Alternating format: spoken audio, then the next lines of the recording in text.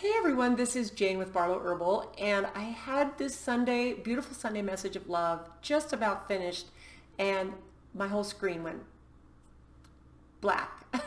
So I think that this was a message from the universe that I needed to start over. I was actually about 23 minutes in, and I need to tighten this in, which is actually kind of good because I had 23 minutes to let some of this stuff out, and now I'm going to dial this in and give you a tightened in message that I think this is what it was supposed to be today. Now today is January 7th of 2024, a week in. My main message is two parts today. The first part is that we need to connect in to our higher self. This keeps coming into me from several different people, one of my sisters in particular, different things I've listened to, different things that come across my feed. And I feel like this is something that I've personally been doing for a long time because of this, my journal. And I think that what happens is if we need guidance on something, rather than just flow into despair, we need to actually ask ourselves, what guidance can my higher self tell me? Now, this might sound woo-woo, but actually you're just asking yourself. You're asking your soul. You're asking the deep wisdom and the divine guidance that you yourself can give you. And remember that you are a piece of God. You're a piece of the Creator. So when you ask yourself, what do you want to tell me today?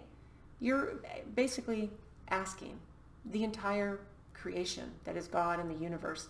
And the best way to do this is sit down with an open journal or a blank piece of paper and be real quiet after you do it. And it's going to feel awkward and strange if you've never done this.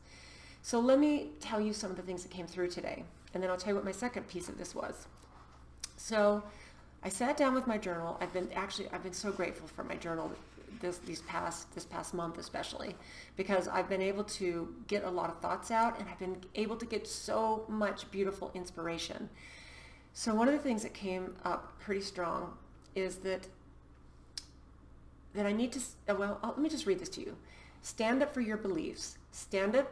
Stand by your traditions and belief systems. Defend your beliefs. This kept coming up, and so I just kept writing what was coming in my brain. Don't let anyone tell you what you can and can't believe in or aspire to. Choose your battles wisely and make sure you're happy with what you're doing. Don't let people tell you what you should be, what you should think, what you should feel, or what you should do. Now you can take advice from someone, and then you get to choose. You get to choose what you do. Keep your eye on the prize. Stay diligent. Stay connected to your cause. Stand by your beliefs and defend yourself. You know, I think that that's a really important message that I really needed to hear today. And I actually sat down after that and I wrote down another list like I did the last couple weeks. What's the worst that can happen? What's the best that can happen? So take all the stuff that's happening in the world right now. You know, this is not a channel where I report on news of any kind, but I'm aware of what's going on, and I dip into enough things that I know better than going down rabbit holes. I know what's going on, and then I disconnect from it. Like, what's going on in Miami this week? Holy cow.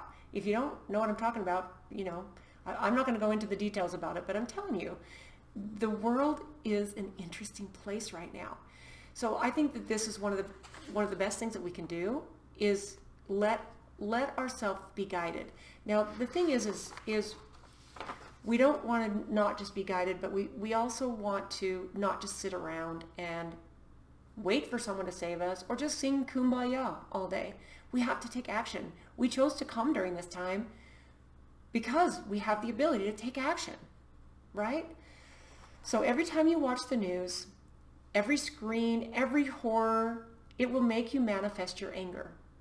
If you think about it, I have so reached a point where there are some series that me and my husband started watching, and when we came back to visit him, a couple different series this week, I realized I'm done with this. I can't watch this anymore. This is hurting me. It's just these characters it's drama, it's abuse, it's anger. There's not love. They're not uplifting stories of love, and so I don't need to put that into my awareness. So every time you watch the news, Every screen, every horror, it will make you manifest your anger. So hold on to the love. Be the voice. Like I said, this is not a time to hide under your covers or under your desk or lock into virtual reality and just numb yourself out with bad food and alcohol and too much sugar. And it's not time to do that. It's time to stand up, sign the petitions, and be an active participant in this time that you chose to come and do it. Because I know I chose it, for sure. Sometimes I'm like, what was I thinking? But I am happy to be here because I know there's a higher purpose. So one of the things I wrote down, and this one was from Wednesday, and I would suggest that what you do is you sit down and you ask yourself, with a blank journal, with a pen, what does my higher self want to, what do you want to say to me today? You're just basically asking your deeper wisdom. So this is what I wrote. This is my opportunity to make myself into the person I know I can be. And I'm not saying that I don't like who I am, but this is an opportunity for me to level up. This is my time. Angels are lined up to help me. And this is something that I have felt for so long. And I know I have angels on the other side, my dad, my mom. I have a Native American sister who actually passed away. We were the same age. Many of you might not know that my parents adopted 3 Native American kids when they were really little. They were 4, 3, and 2 years old. So when I was 4, I got a 4-year-old sister. She was a couple months younger than me. And when she was 29, she passed away. So of all my 14 siblings, 13 are still alive and living and well. And my one Native American sister, her name is Wanda. She passed away when she was 29. And I have had experiences where she's actually come to visit me. And I believe she's one of my angels. We went through all of our schooling together. We were 4 years old when she came and became my sister. So it was like I got another best friend, and we went through all of our grade schools together, and we went through junior high and high school together. So there are people that have passed on that might be in your angel group too. Okay? Do not forget your commitment to this. When all of this clears up, when this, what we're going through right now it's gonna come to an end. And are there still going to be things that are going to happen that might be bad? And yeah, but not anything like this. I know that for a fact. So when this clears up, do not fall back into the comfort of not changing what you know you need to change. Now, I wrote this for myself, and I like that I'm able to share this because I know some of these things will probably resonate with many of you too.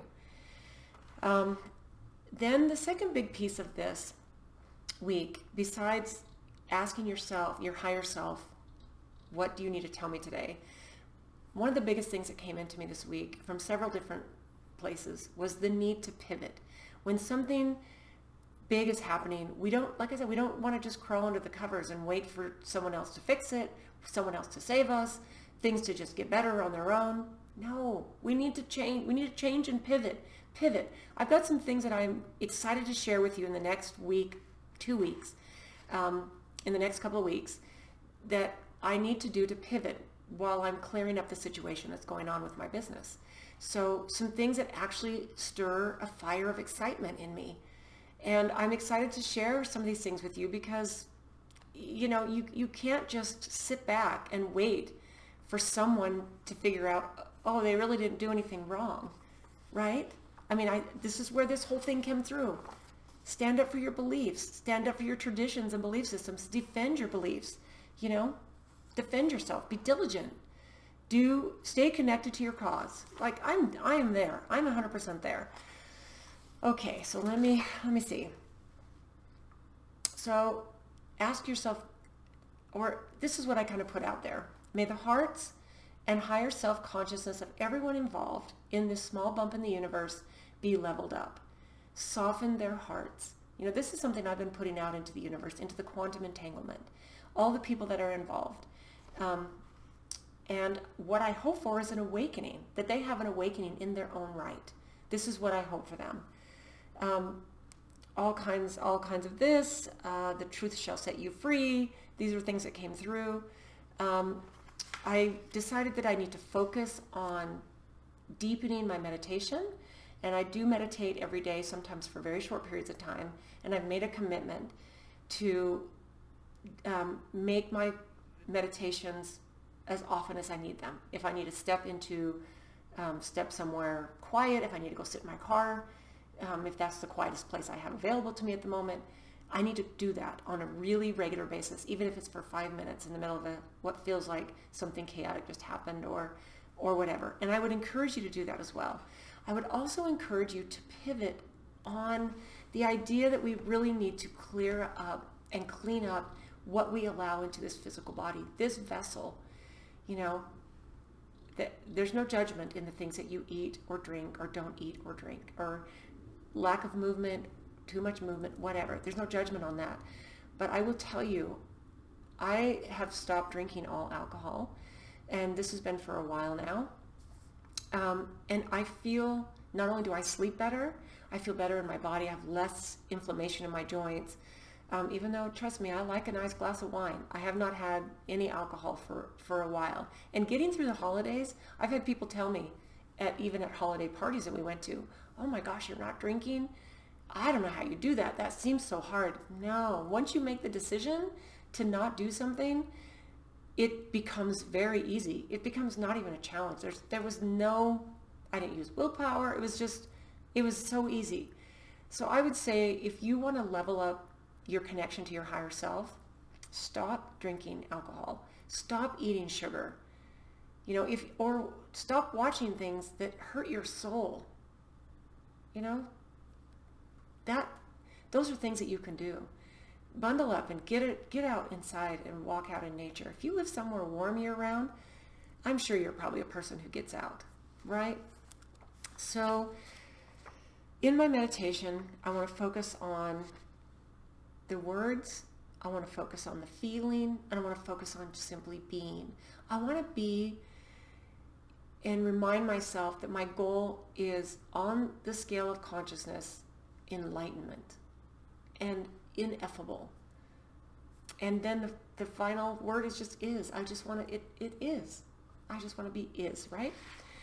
All right, so let me see how I can end this. I have a little bit more. In fact, I'm actually kind of glad this is going to be short for you today, because I'm sure you open up sometimes and go, oh my goodness, okay, it's almost 40 minutes or 30 minutes. But the universe was telling me to make a shorter video. And I think that's why, as I was recording and it just went black, the whole thing, I had to reboot and everything, but here I am.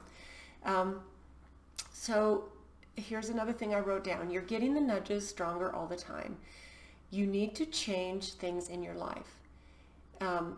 You tell yourself, I'll wait until Monday. I'll wait until things seem more peaceful in the world. I'll wait until my husband gets a better job. I'll wait until I have more money. I'll wait until the kids grow up. I'll wait, and then we start making excuses like, things really aren't that bad. Oh, there's no abuse here. And I'm just making stuff up.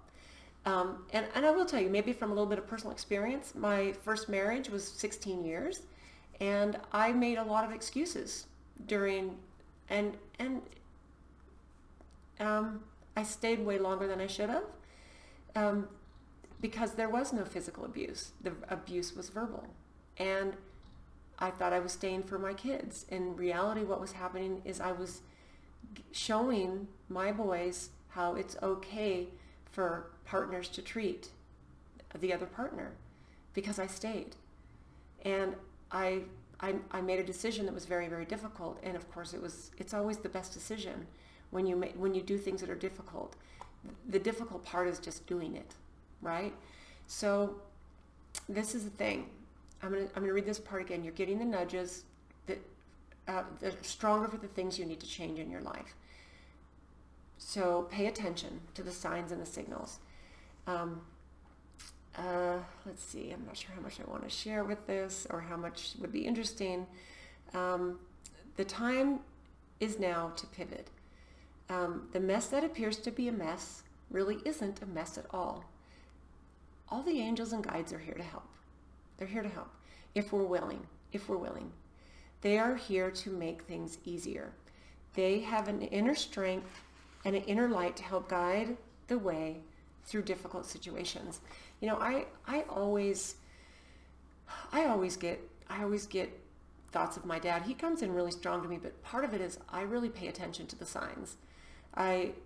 This week I had to drive up to Idaho to get some paperwork at a courthouse that's near where I grew up, and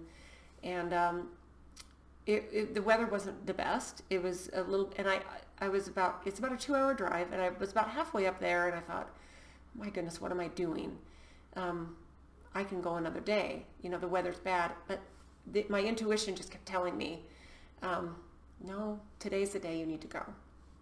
So when I was driving from where I live in Salt Lake City up to Idaho, and the weather was bad, there's a little crossing over the border, there's a little pass that you come up over. So you've got higher elevation. The snow came down and was a lot thicker on the roads. And literally, I watched 2 cars right in front of me. They were going too fast, trying to pass, spin out. And it's like watching a movie in it's like watching something in slow motion. It's so odd when that happens. And they both spun off both on different sides of the road.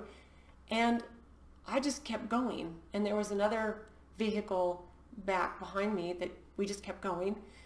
We could see that nobody got hurt. They didn't crash. They didn't actually crash into anything. But it was like very surreal. So then we drove. I was by myself. I drove to where I was going. Now, this little town in Utah, there's no lottery. So many people will go across the border in some of the bordering states, and they will, if the jackpot is big, they'll buy lottery tickets. Now, this is something I don't do. I don't play the lottery. It's just not something I've ever done. Maybe twice in my whole life. And as a person in their 60s, that's really not playing the lottery. And I've been with a sister, or maybe I was with my husband one time, and we're like, oh, the jackpot is $1 billion. Let's buy a ticket. But as I was driving this week, what happened is I drove across the border. I'd just seen these 2 cars spin off. I pulled into this little town, and this was before I went to the courthouse because I needed to get some papers. And my dad, because this is right where we grew up, my dad kind of came in. He's like, Jane, you need to buy some lottery tickets. And I was like, okay. So after I went to the courthouse and I got what I needed to get, I drove. This is a very tiny town, rural town. Hardly anybody. I mean, it's spread out. There's farmers. It's a tiny town. So I drove to where the gas station is just before you get onto the freeway, and there's a sign, Lotto. So I pulled in, and I went inside, and I don't really know how to play the lottery. So I said to the woman at the counter, hey, my dad sent me to buy some lottery tickets. I didn't tell her that my dad was no longer in the living realm, but I was telling the truth. My dad did say to play the lottery, and I said, I don't really know how to do this. Maybe you can help me. And she said, oh, I don't play the lottery either. And if it were me, I wouldn't play the lottery. And I was like, yeah, well, I told my dad I would put $100 down on the lottery. And that was after my dad, that message popped into my head, $100 bill flashed in my head. Anyway, this very nice woman at the counter, her name is Tammy, she helped me buy $100 worth of lottery tickets. So to me, that's, that might be kind of a interesting place to leave it. I'll keep you informed on what happens with that. Maybe that was just my dad playing a trick on me, which is fine. To me, that's kind of a funny thing. But I hope that you can sit down with a journal and ask your higher self the question, what do you want to tell me today? And don't be surprised when you get some really insightful, deep things. And know that what comes out is going to be loving, compassionate, you'll have so much love coming from yourself to yourself while you persevere on this earthly plane. You'll have so much. And then as things happen, whatever it is, no matter how small, no matter how large, learn how to pivot.